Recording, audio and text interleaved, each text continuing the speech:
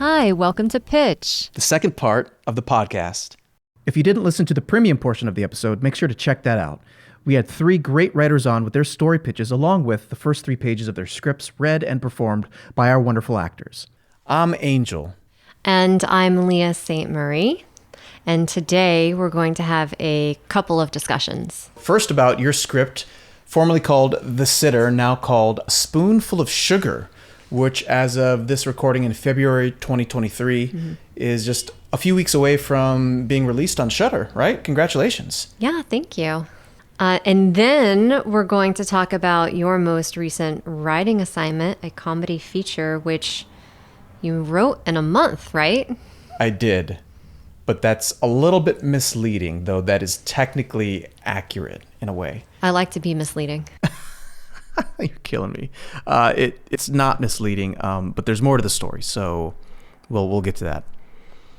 But I wanted to start with asking you about the script that you recently had produced and screened at, where was it? Austin? In Austin, yeah. At which festival? Fantastic Fest. So you had a script made into a movie that screened at Fantastic Fest in Austin. Yeah. First of all, congratulations. Oh, thank you. That's really cool. It's kind of cool. How did the industry first recognize the script, and what was it titled? Oh, both good questions. It was not titled what the final product was. The final product is called Spoonful of Sugar. When I wrote it, it was called The Sitter, but there's multiple titles called that. And I tend to name things kind of generically, like Benjamin Percy. Like if I write something, a short story of mine is called The Armchair because it's about an armchair. So whatever is like dead on the nose, that's what I'll title a thing. Okay. How did it get recognized in the industry? I wrote it back in 2016 and I submitted it to ScreenCraft Horror contest. You said you wrote it in 2016 and it just premiered at a festival in 2022. When will it be available for purchase and viewing for the public in general? 2023. So 7 years from writing it until it's broadly available. Which I think is normal and then fast. Because sometimes, like the Queen's Gambit, what was that, 20 years? That sounds like a long time. 20 years. Okay. So I wrote it and I submitted it to the ScreenCraft genre competition.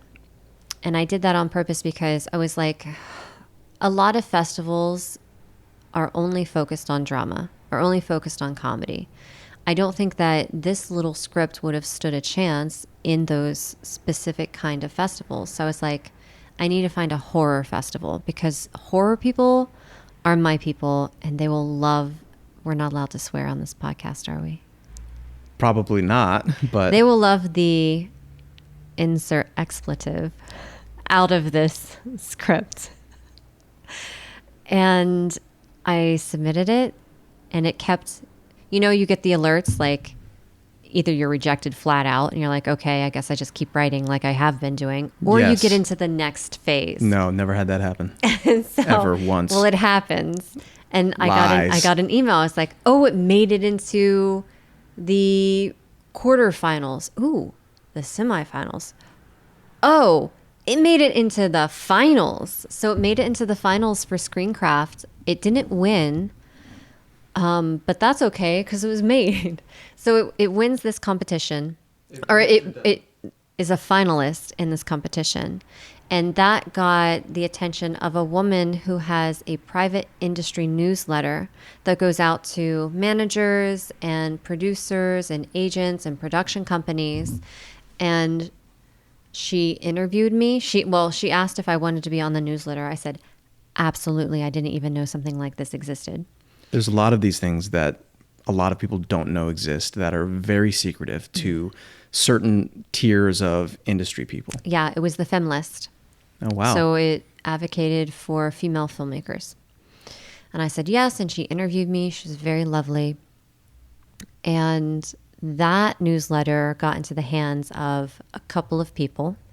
And one of those people was Alex, and Alex had a client of his, Mercedes Bryce Morgan. So Alex is some sort of rep.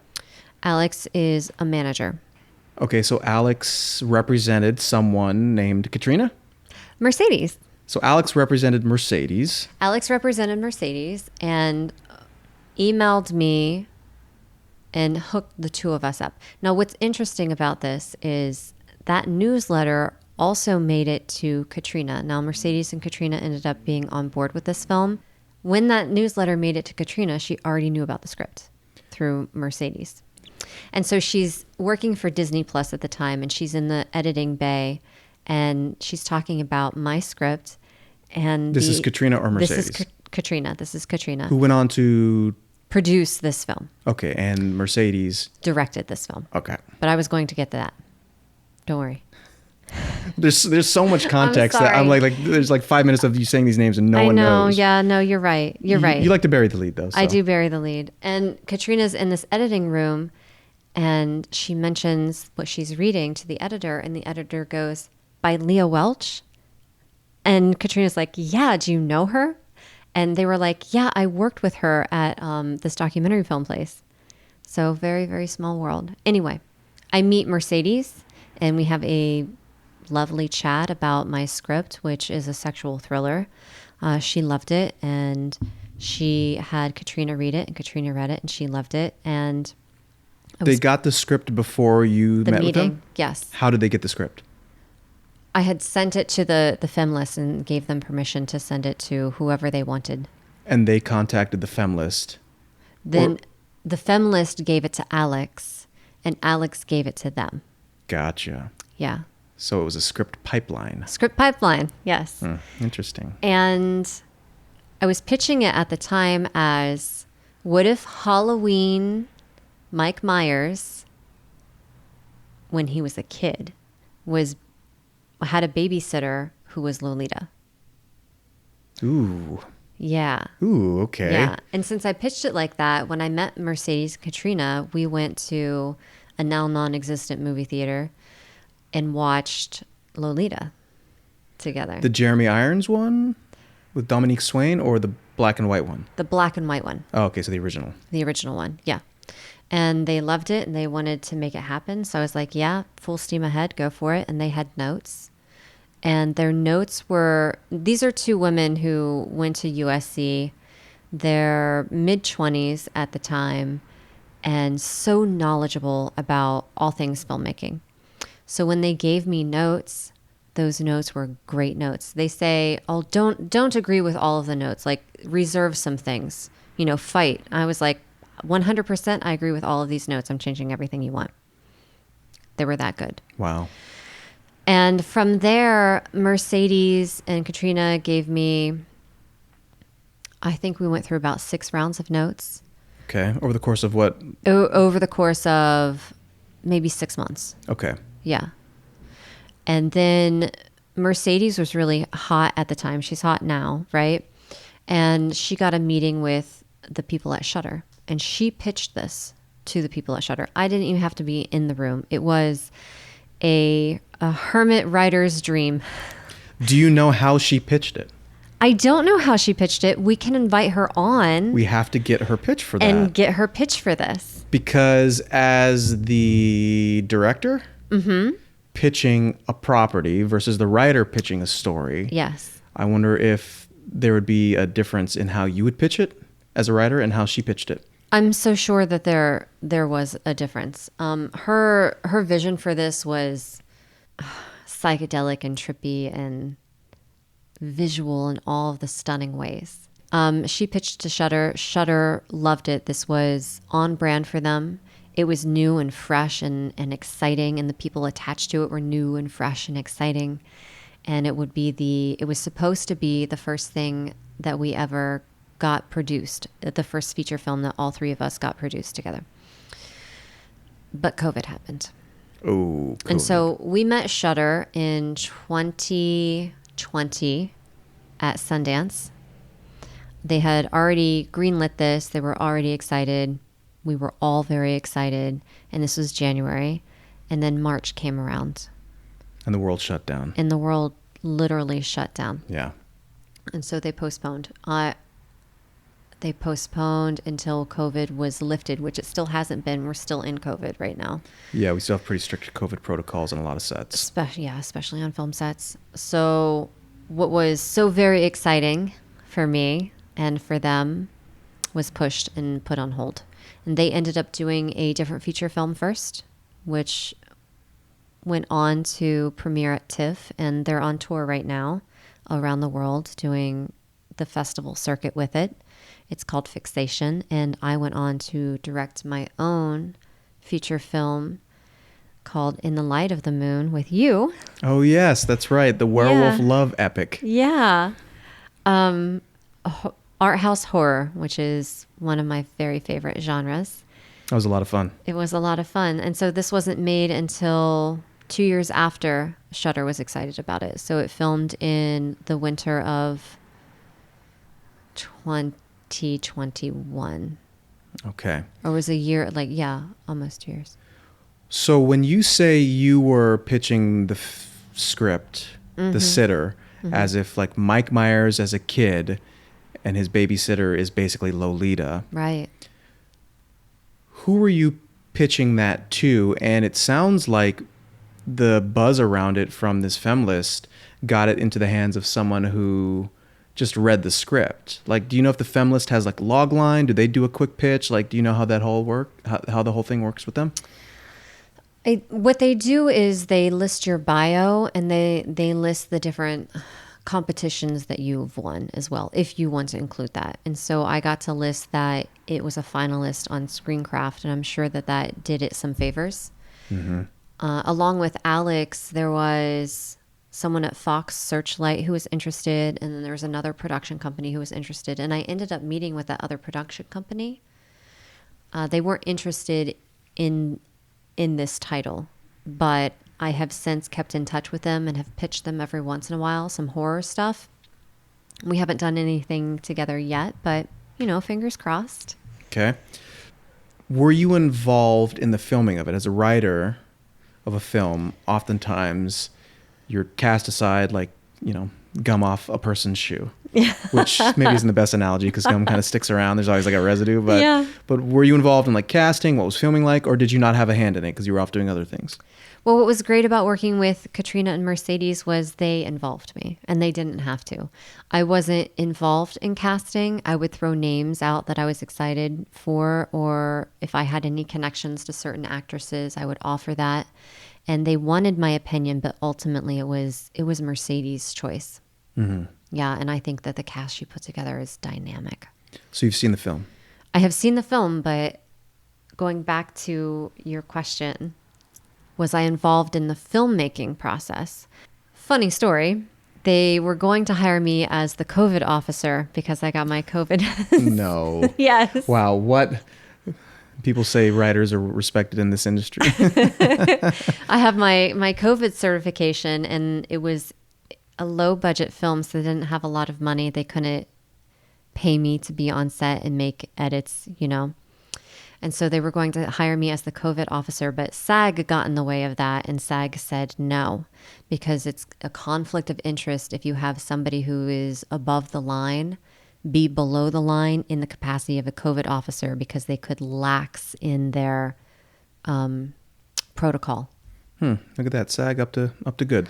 I know, right? Well done, SAG. It's about time. So I didn't get to be on set as a writer. However, two things happened.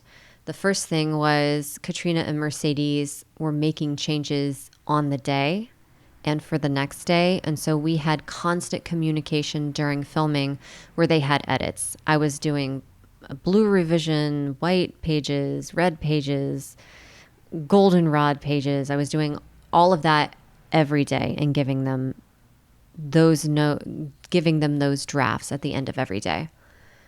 And then the other thing that happened was I'm always interested in learning, despite what you say. Just don't try to get her to write a synopsis. Yeah, she does not want to learn that. No, not that. But I wanted to shadow a director, and it was such a perfect opportunity to shadow Mercedes because she's a friend of mine. It's a film I wrote, and Mercedes was kind enough to invite me on set to shadow her for a day. But also I got to be an extra in my film. So you wrote the movie. Mm-hmm. You couldn't be a COVID officer on it. No. But you got to be an extra. It's like, how disrespectful. No, it was lovely. It was very kind. So I got to be in the caroling scene. If you watch the movie, I'm one of the carolers. Okay. You can hardly see me because I don't think I give anything away, but the camera work that's happening accentuates the emotional and psychological state of the characters at the time. So you might be able to catch me. Ooh, something's going on with those characters. Yes. One hopes something's going on with the characters in a story. Yes. Okay, so what happened after filming? Anything remarkable? Was it... Because it was pretty quick. If you filmed in December of 2021, we're recording this in December of 2022. It's already premiered at a film festival. It's a fast post-production turnaround. Yeah. So Mercedes, Katrina, and I have such a tight relationship that when they were going through edits for Fixation, they sent me different cuts of the film to watch and give notes on. And they did the same thing for this movie. They sent me a draft of this movie. And they wanted to know my thoughts. And it's not vastly different from the script, but then some things were cut and it made the story flow better. And I sent them versions of In the Light of the Moon, and they gave me notes on that as well. Wow, what a healthy symbiotic relationship between people. Truly. Like, yeah, truly. You hear a lot of horror stories, a lot of shouting, yes, a lot of power plays, a lot of strong arming and manipulation, or a lot of take my name off this project. I no longer want to be identified with it. And I mean, to be fair, there's a lot of money and reputation at stake on a lot of these things. So, tensions run high. Yeah. It sounds like that was not what was happening on No. Spoonful of Sugar. No. In fact, Mercedes Katrina told me that it was so easy to work with Shudder because they had minimal notes during the editing process. They just wanted them to be as creative as they wanted to be. That's great. It's fantastic. Speaking of fantastic, what was Fantastic Fest like? Seeing your first feature up on a big screen with a festival audience. And festival audiences are always fun because they're true fans and they're engaged. First of all, I was very excited to be invited to Fantastic Fest. It was great that people actually showed up in the auditorium because that's always a fear. You're like, no one's going to like this. How was it, full or? It wasn't full, but we had a big theater and this is still COVID era. And it's still COVID era. Okay. We're in Austin. It's September. And it was, as the title of the festival says, it was fantastic. It was a dream of mine, and it has been a dream of mine for a long time, to see my name up on the screen. And I've seen it to some capacity in various roles on a film set. Like I've been a stand-in, like I was Maggie Gyllenhaal's stand-in for a summer. I've done PA work. I've done COVID officer work. I've done a lot. But to see my name up there written by, it was very meaningful and very thrilling. Yeah. Well, congratulations again. My last question that I have scheduled for your talk about Shudder is, would you write another film for Shudder? I would absolutely write another film for Shudder. I think my proclivities match their proclivities. Horror, thriller, sexual thriller, art house thriller. I have a great grindhouse film that's just ready and raring to go. But it's a very specific audience, and something that I found from Fantastic Fest, because it's a horror festival, it's a genre festival, so you have sci-fi there as well. The audiences love to watch these movies. They are so kind, they are so engaged, and they are so thoughtful with their questions. I would love to do Fantastic Fest every year. Now, you worked with Shudder on this, and you would work with them again on something else. Mm-hmm. Since you have a relationship with them, have you pitched them other ideas? Are you going to? What's your plan, since you have similar tastes? And it was a good experience. Yeah.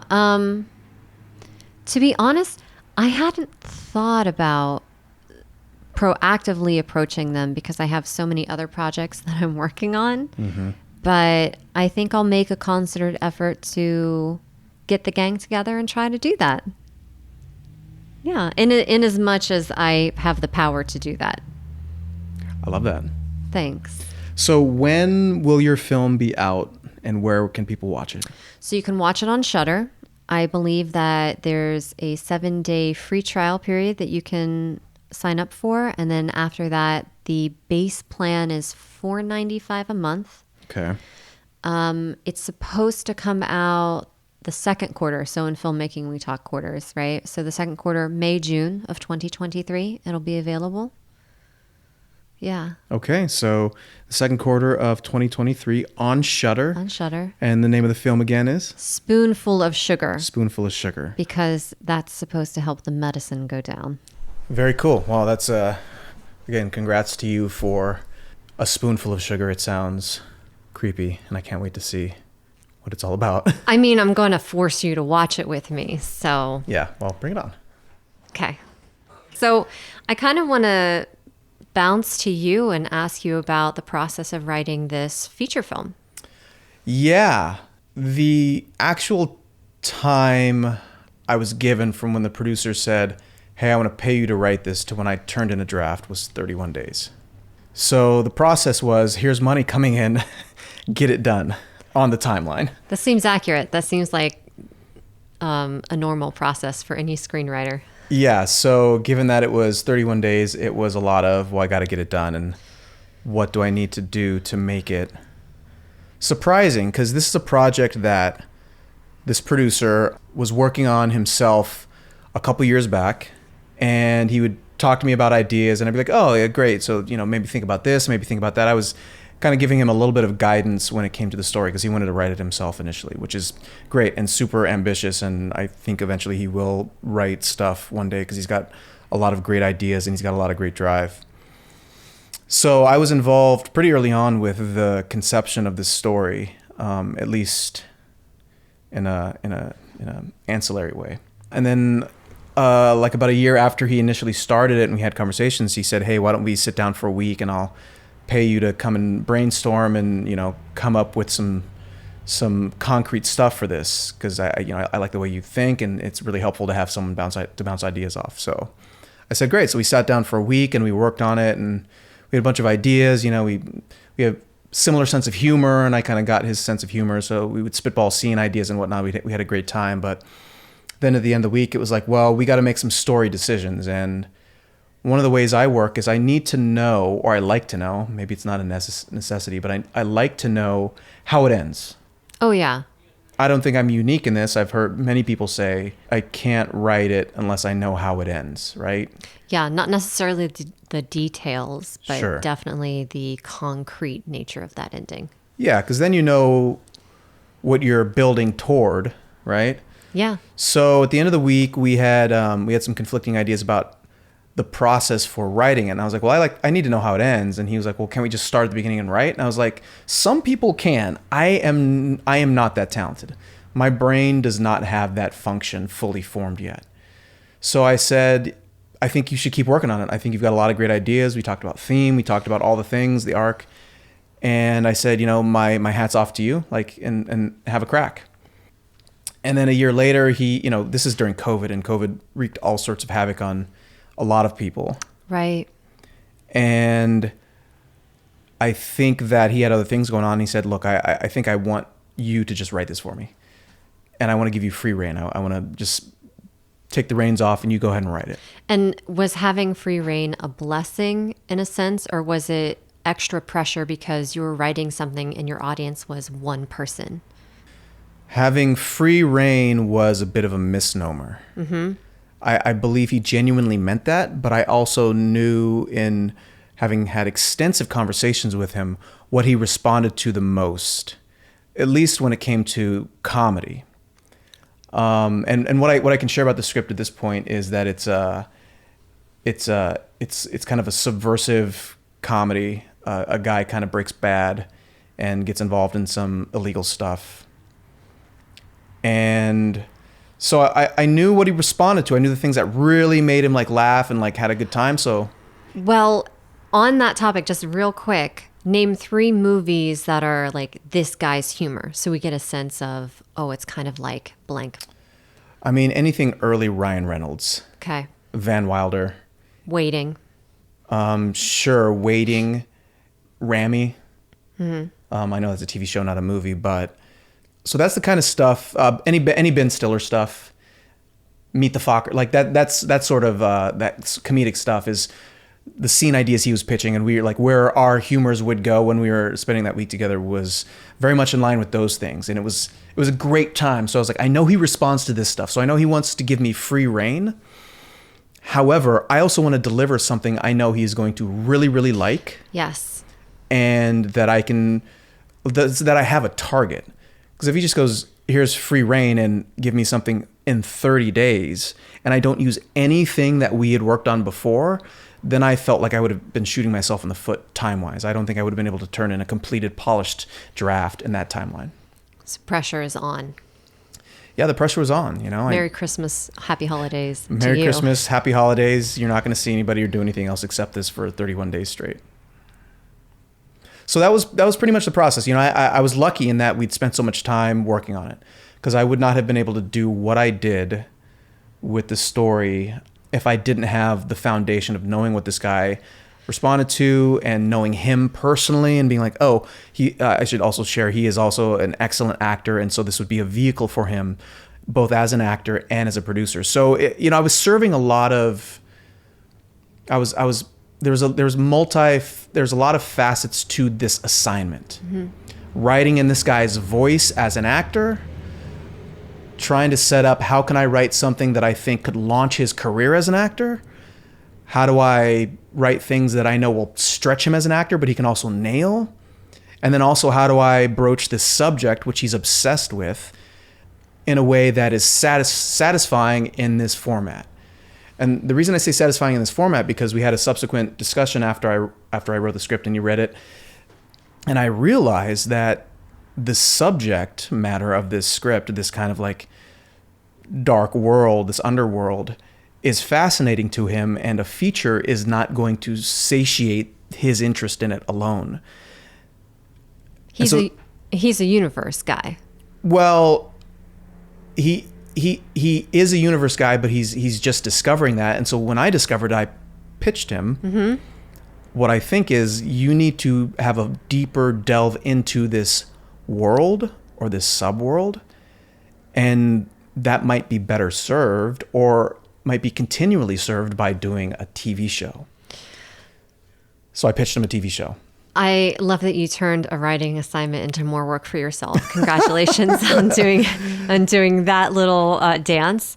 I wanted to ask you, was this the first time that you've written something specifically for someone? It is the first time I've written something for someone, both a producer mm-hmm. and an actor. And was it a stretch for you? Did you find yourself going out of your comfort zone doing it? I did not go out of my comfort zone, other than I was working more every day than I would have normally liked to. You were like hauling ass. Yeah. Yeah. And it wasn't it's not a short comedy. It's a full. No. It's a full.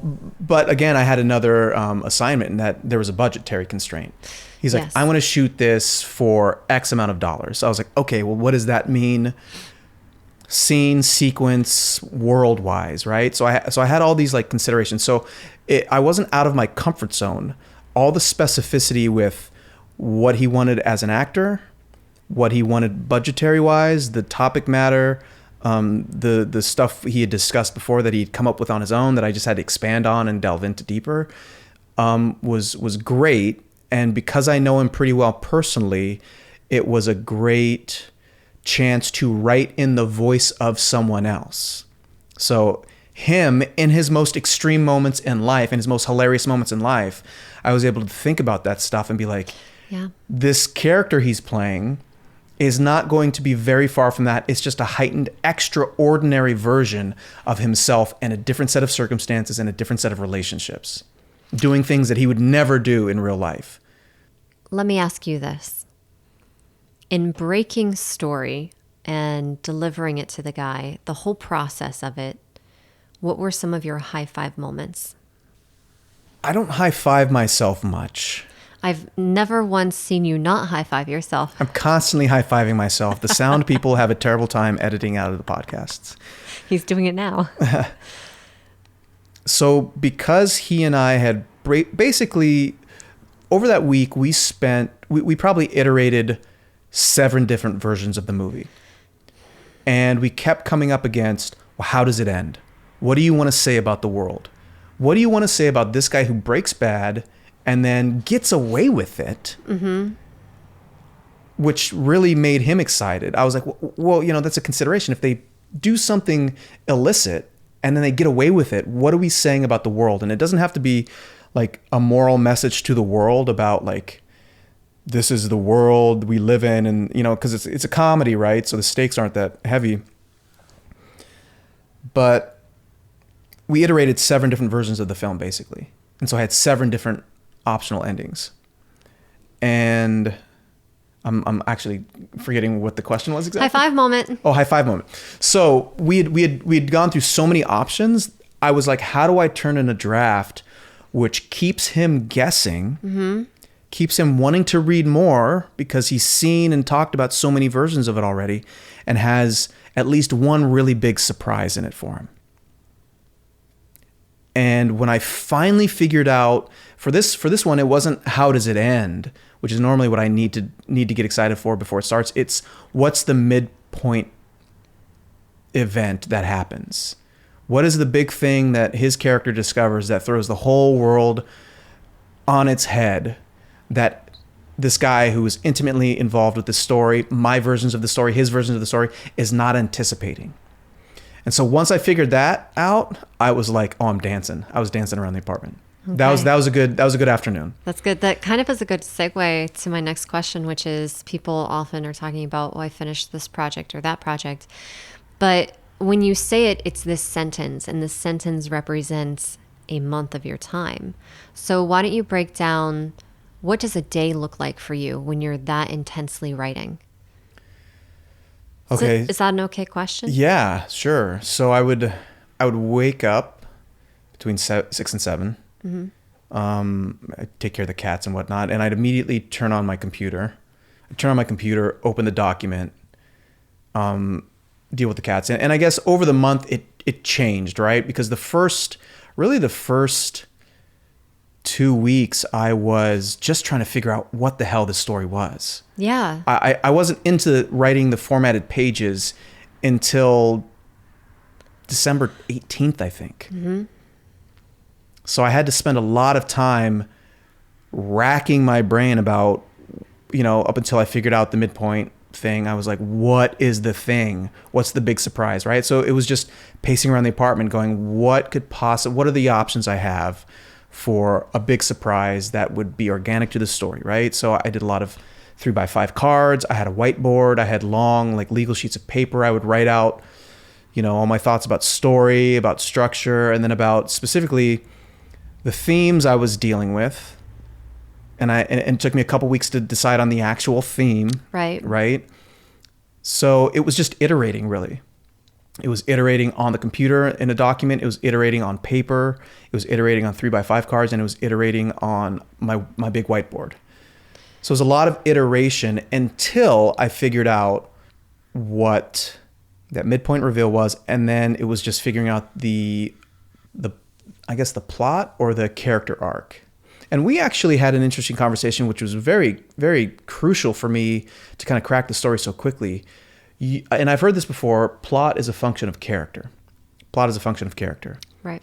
And so I don't have any extensive schooling when it comes to screenwriting. I took a UCLA screenwriting course once, and I've taken a couple seminars here and there, but I don't have any, I didn't take screenwriting at USC or UCLA, like in the whole curriculum. So I don't know what those people know. Mm-hmm.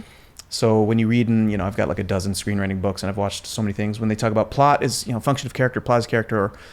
I never quite understood it, but you said, well, their emotional state, right? And something in the conversation, it's escaping me right now, but something in the conversation reminded me that... Oh, plot is emotion. Plot is emotion. That's what you said. And, yeah. and I generally, because I come from an acting background, I generally try to run away from the word emotion. Because though it appears that actors have emotions and sometimes they experience them while they're performing, in my understanding of it, you can't necessarily control your emotions as an actor, so you don't want to try to control them. So everyone has different schools of thought on this. This is my schooling and my understanding of it. So I generally like run away from that word emotion. I'm like, no. It's too unmanageable as an actor.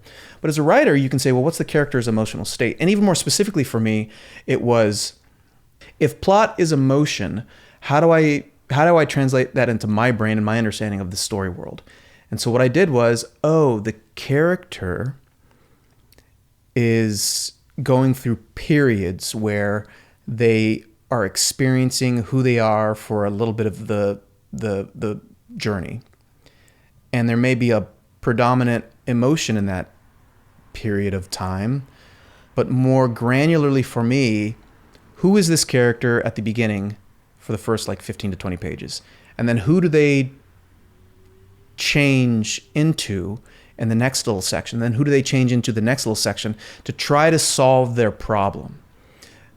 And that was really key for me, because then I wasn't like, first act, second act, third act. It wasn't just like a black line, Sid Field 3-act structure. It was like, what is the character moving through experientially through each section of the movie? And there's a myriad of what I would say are emotions for the character, right? In the first section, this particular character, he's really ill at ease with his world and himself. He is very frustrated. He's very angry, and he is seeking a solution to this problem.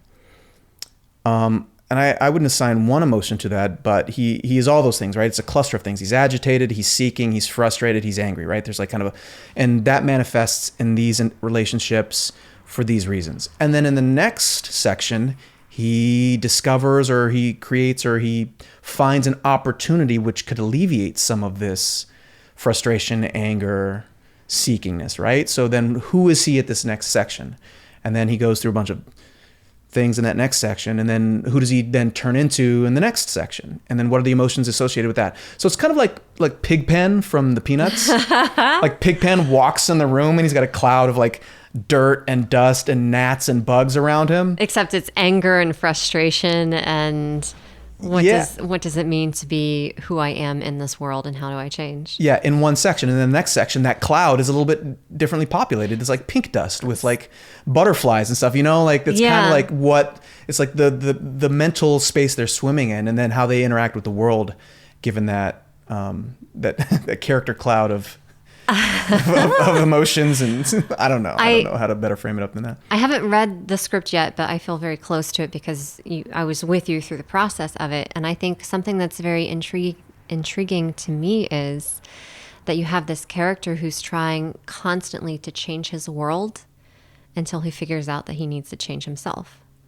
And I think it's done and executed so very well in your script. Well, you haven't read the script yet, but I appreciate the vote of confidence. The way you pitched it, though, you're nailing it. So my next question is, what are the next steps for the script? You're in rewrites, maybe? You're straight into production? What? I suggested to this producer that he go. He liked the script, and one of the biggest green lights for me was when he was like, "No, I laughed out loud. I literally lost my shit at point A, point B, point C." And I'm like, thank God, because those are the moments when I was like, please let him lose his shit. Yes. And then he was like, I was surprised when, the thing I like really wanted to hang my hat on, like this should surprise him and still serves the story. He was like blown away. He's like, I love that. He's like, it's such a great surprise, such a great twist. He's like, it's blah, blah, blah. So my suggestion to him, because I know him as an actor, I said, look, I think anything you were confused about, one, that's in part my job as a writer, but also I think even with the most clearly written scripts, there sometimes are moments that aren't completely clear to a reader. I've read scripts from Tony Gilroy and like legends, right? I've read a lot of the scripts on the Blacklist throughout the years, and I can read that script and understand 90% of it and think it's amazing. Then there's 10% that I just don't get. So I think even with the best written scripts, if you're giving it to someone else, if you're not going to sit down and direct this yourself, it's still a blueprint which requires some bridging for interpretation. So we had a conversation about a couple of things he was confused about. And I think part of it was that I wrote it so quickly that I didn't take the normal time to flesh out, to make it completely clear and unmissable to a reader. And once I verbally explained those things, he's like, oh, okay, that makes so much sense. That's hilarious. That's great. If and when we want to show it around, I would love for that stuff to get cleaned up a little bit. Mm-hmm. So that's an option. But then I said, but also, I think you should, there's an acting coach who he and I both think is a genius. And I said, I think you should, as an actor, sit down with this acting coach and do a couple scenes. You're not auditioning for this film. This is your film. However, what this acting coach, who we both love and respect, will be able to do for you is get every nuance and joke that I intended as the writer, make it perfectly clear and probably better for you as the actor. Just in case there's anything you don't quite get on the page. I know this acting coach will get it because I've worked with him quite a bit. He has influenced my sense of comedy quite a bit. And he's a genius and an excellent actor. So a lot of what I do comedy-wise has been influenced by him. So he will 100% be able to interpret better than either one of us, me or the producer, what I intended and be able to perform it for him or help him get there. And then I said, once you do that, you'll have a comprehensive idea of what I was really trying to do with this script for you as a performer. And then if you want to do dialogue punch-ups, rewrites, you want to add a scene or two here, then let's do that. But I think that's the first step for him because he's excited about it. But I think once he sees like the brilliance that like experienced comedic acting coach can like really like pull everything out of it, I think he'll be like, let's go, let's all systems ahead. And then he's going to raise the money for it. He's got some good connections. He's produced things before. So I think he can put the money together and hopefully we can do that this year. Great. And then we'll get it made. He's got to find a director, and he said he'd obviously would put my name in the hat, my name in the hat, my name in the ring for that. When he goes to sit down with this comedy actor guru, are you going to be in the room as well? Because oftentimes, if you aren't there to represent yourself, there's the further chance of something being misrepresented. I have so much faith and love for both these guys. Yeah. That I don't want to be in the room.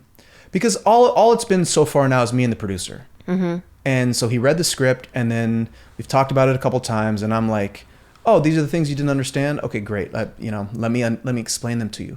And let me try to sell you on my vision for this, right?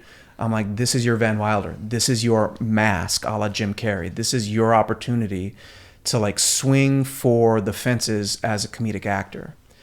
And I think he believes in me. He trusts me. Obviously, he, had me write the script for him. I want to not be the voice in the room for him when he sits down with this. I want them to go off and do their thing. And then if this acting guru has honest opinions that contradict mine, I'm happy for it. Again, I wrote this thing in a month. Like sometimes when you're so close to a thing and you don't have the perspective of putting it in a drawer for a couple months or a year and then going back to it, being like, whoa, I thought I was doing X, but I definitely did 7. Yeah. I'm happy to hear it. So I don't want to be in the room. I want him to go do whatever he's going to do with it. But I trust this guy enough to bring everything to life. Mm-hmm. That I'm not worried about it. Okay. That brings us to our third little micro discussion. What do you say we finish off as best as we can our top 5 favorite movies? Top 5 favorite movies?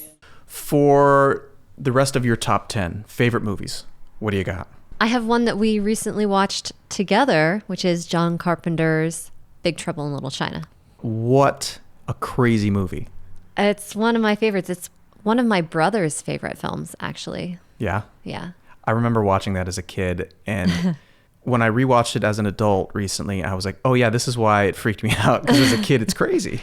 Yeah, it's nuts in the best way. Did your brother introduce you to that movie, or did you discover it together? Oh, I don't know. It must have been one of those things where my brother and I went into my dad's office and just pulled a VCR tape off of the shelf or a Betamax tape and popped it in and watched it. Betamax. Wow. Betamax, you maybe just dated yourself a little bit. Yeah. That's okay. All right. Try to top that one, Murphy. The Thing. Also John Carpenter. John Carpenter's The Thing. And man, I mean, I didn't see this until I was well into my adult. I was in my 30s at some point, and it blew my mind at how it holds up.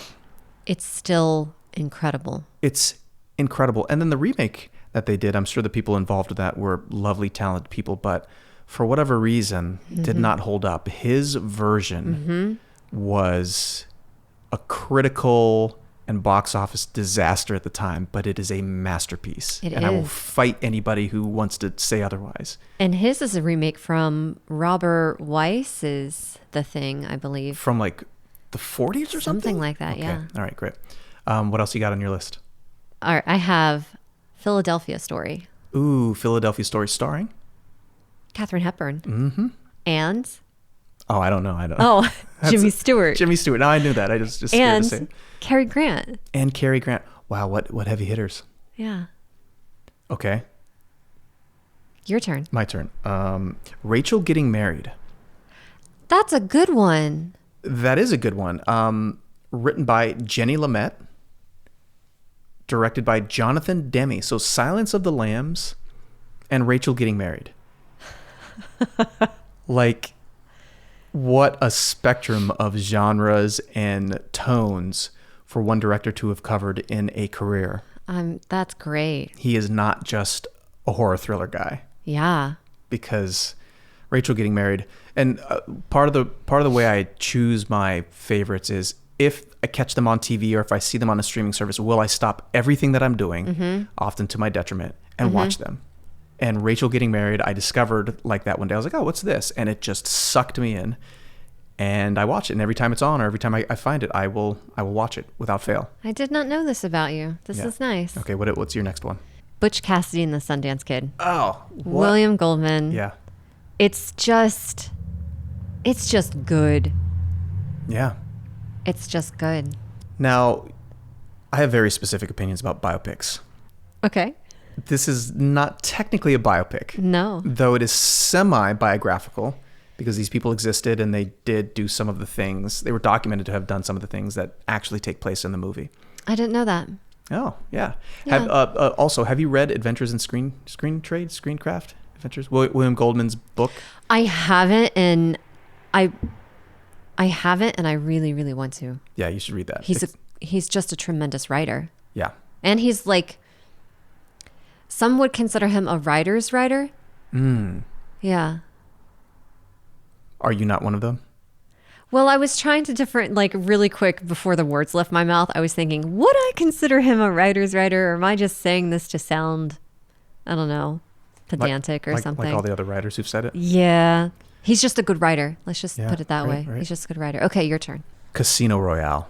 Hey, that's really good. Yeah, you think?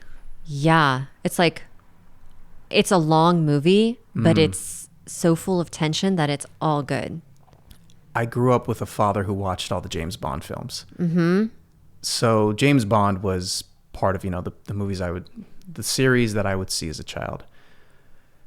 And Pierce Brosnan was great. Everything was good. And then Casino Royale was different. One, it was Daniel Craig's first go around as Bond. But also Bond falls in love in that movie. Spoiler alert, if you haven't seen it, all these many 16, 17 years later, then that's on you. But he falls in love. Yeah. And it's such a bamboozle that, it broke me up inside.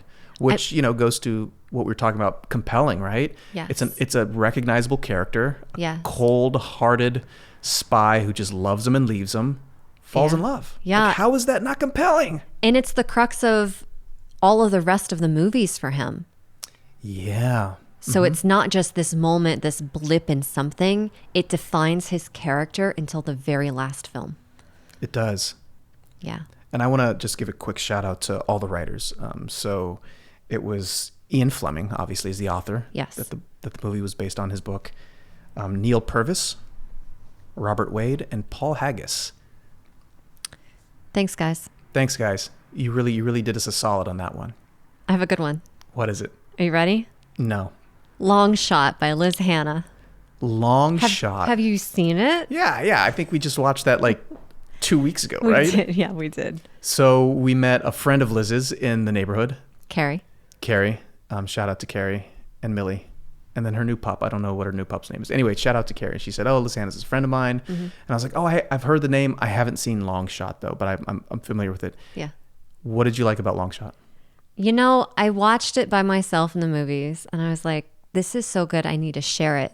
One of those movies. Yeah. And so then I took my mom to go see it at the theater, and then she goes, this is really good. So I took my sister to go see it, and she's like, this is really good.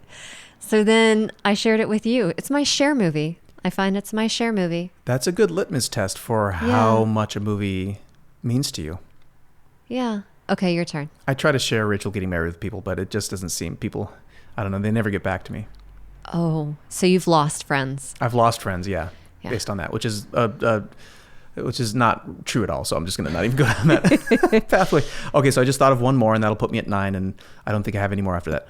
Warrior with Tom Hardy. I was in that movie. You were in that movie? Who were you? Were you the brother? Yes. The alcoholic father? Yes, no, that was Nick I was Nolte. Nick Nolte. No, first tell me what you like about the movie. So I watched the movie, and I'm not going to give anything away, but the last scene starts, and I burst into tears. Yeah. Like uncontrollably, like I'm usually like buttoned down, no tears are getting out. It was an unexpected, uncontrollable explosion of tears from my face. In the theater or at home? I think I caught it at home. I think I caught it not at the theater. Crying in your bedroom. Crying into my ice cream. So I reached out to a really good friend of mine, Molly, who has very similar tastes to me, film-wise, cinema-wise. And I texted her, I said, oh my God, I just watched Warrior, burst into tears. And she's like, oh, is that the wrestling, the fighting one, blah, blah, blah, blah, blah. Yeah, whatever. She kind of was like dismissive in the text. And then I hear from her like a week later, she goes, just finished Warrior, burst into tears at the end. It was like, it wrecked me. It was so good. I was like, yeah, see? That's great. I mean, Nick Nolte, Tom Hardy, Joel Edgerton, they're all just... They're so good. And I will find the writer for that while you think of the next we one. filmed it. I mean, they filmed it in Pittsburgh back in, gosh, what year was that? I don't even remember. And I was an extra on set. I was originally hired as the set masseuse. 2011. 2011, yeah. So I was originally hired as the set masseuse, and JJ, the stunt coordinator, goes, oh man, we hired a different set masseuse, because they didn't think I could handle massaging all those beefy guys. What? The number of careers you have had. You were COVID officer, you're writer, you're director, set masseuse, extra, background, like stand-in. So they asked, and then I got to know the producer, and the producer's like, well, we already hired someone, but do you want to do extra work? And I wasn't doing anything. And so I said, yeah, which is funny because that's what led me to being, to training film stunts in Virginia, because I met one of the other film stunt guys on set, and he invited everybody down. Anyway, good movie. Great movie. Director was Gavin O'Connor. Writers are Gavin O'Connor. Anthony Tambakis, for lack of a better pronunciation. Forgive me, Anthony, if I messed that up. And Cliff Dorfman. And just a little bit of trivia for the jiu-jitsu listeners out there. Tom Hardy plays an MMA fighter in this movie, and he is currently, I believe, a purple belt in jiu-jitsu. Quite competitive, from what I understand. Wow. Mario Lopez is also a purple belt. Oh, wow. They were rumored to have had maybe like a celebrity jiu-jitsu match scheduled between them, but I don't know if that's come to fruition. Anyway. That's funny. So that was a really good episode. Thank you for your chat about Shudder. Well, hang on. Oh, we got more. I have one more movie. You said pick 5. Oh, yes. You had 4. I assumed you failed like I did. No, you failed the assignment. you get an F. I get a F plus. I can't. I have 9. That's an F. 90% of the assignment is an F. Wow. Oh wait, no, I'm sorry. An A. Then you just bumped yourself up. Thank you. Okay, from an F to an A. So my 10th favorite movie is Take This Waltz by Sarah Polley. Ooh, Take This Waltz. Okay. Who just did Women Talking, which is also a very good movie. Okay. And it has Carey Mulligan. Carey Mulligan, love her. She's great in Drive. Yes, she is. And it has Luke Kirby, who is great in Marvelous Mrs. Maisel. Yeah. Yeah, that's as a special Lenny show. Bruce. And it has Seth Rogen. From Long Shot. From Long Shot, in a very surprising role for him for Take This Waltz. Yeah. I haven't seen it, so I'll have to check that out. Yeah. So those are my top 5. Great. Okay, so that concludes this episode of Pitch, where we covered a lot. We covered Leah's entire Sitter to Spoonful of Sugar scripting to getting that into the hands of Katrina and Mercedes, who I think we're going to interview very soon, right? We are going to interview, and then we talked about your script. Yeah, my assignment. Your assignment. I need to get the update on that. We would love to know about the update. I need to exercise my writer power and be like, let's get this into production. Let's get these funds raised and do it, because we have all the power. We have all the power. Well, thank you for listening, and thank you for the chat, Leah. I really appreciate it. Thanks, Angel. Join us for the next episode, where we're going to have 3 more great scripts and 3 more great pitches. Yeah. We've got an excellent crew of actors. I believe it's the same that have been in the first couple episodes, and then we get a new fresh crew of actors in. Yeah. And then also for our main podcast episodes, we've got a couple cool interviews coming up. I believe we've got John Zalzerny. We have Ramphis. We have Ramphis Myrtle. Yeah, great. And then Dustin Morrow. We've got some cool interviews for you coming up. So thanks again. I am Angel. I am Leah. And cheers from Hollywood. Cheers from Hollywood. If you haven't listened to the premium portion of the podcast yet, we have Victoria Rose Sampson pitching A Miracle in Christmas Town, Tom Leif Anderson with his script, A Caged Monster, and Nicholas Gersich with his story, My Little Crazy. If you're on the fence about subscribing, know that a portion of all subscription fees go toward the nonprofit Young Storytellers, raising voices one story at a time.